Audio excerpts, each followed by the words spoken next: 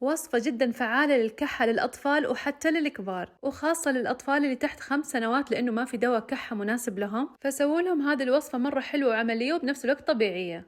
في البداية راح نجيب برتقالة نقطعها من فوق بهذا الشكل، نسويها بالشوكة ونرش عليها شوية ملح وعسل، والأفضل إنه يكون العسل طبيعي.